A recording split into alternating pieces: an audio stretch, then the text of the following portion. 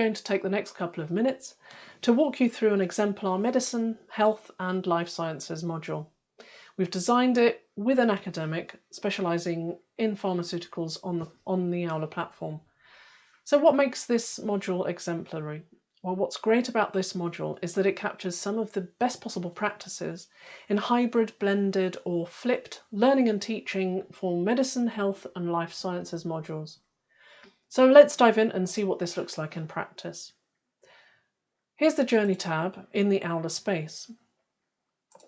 And one of the first things you notice is that we actually have 3 stages of learning here: the pre-class, during class, and after class. Well, why the distinction? Well, we know from the evidence that more time on task, so more time spent exploring, discussing concepts outside of formal classroom hours, means more opportunity for active and collaborative learning, and as a result, more engagement, motivation, and achievement. So, before the live class, the educator delivers a short chunk of content and asks the students to actively engage with the content. So, for example, the educator might demo a concept, address a misconception, perform a pencast walkthrough, including some sort of horror story before doing a second walkthrough with a positive result, all the while keeping the students engaged via engagement prompts, which you can see here. Now, we know that collaborative learning is also a high engagement practice, so you'll see that students collaborate over here in the groups, where they can work either synchronously or asynchronously using chat, video and collaborative documents. Students also collaborate over on the community feed, where they can share and talk with one another and with you, so everyone is collaborating and communicating as a class. Now, we maximise feedback through various tools, including dynamic assessments or knowledge checks, which enable educators to deliver personalised feedback.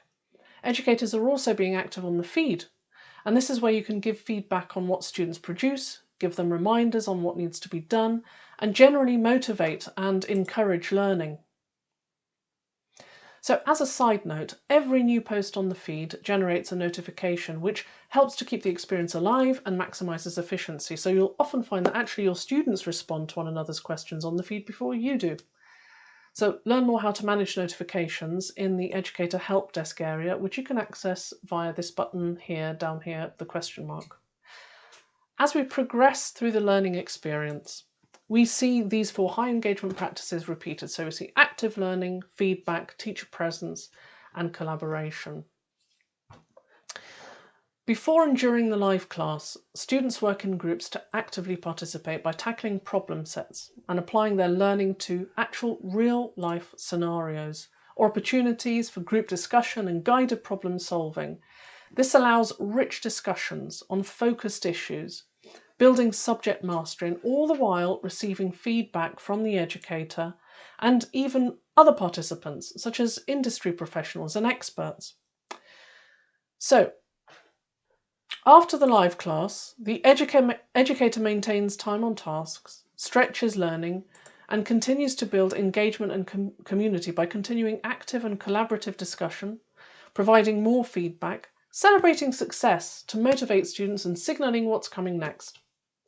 Throughout the experience, you'll actually notice the educator maximises their presence, be that through recorded video content, direct messaging, or through live or scheduled comments on the feed.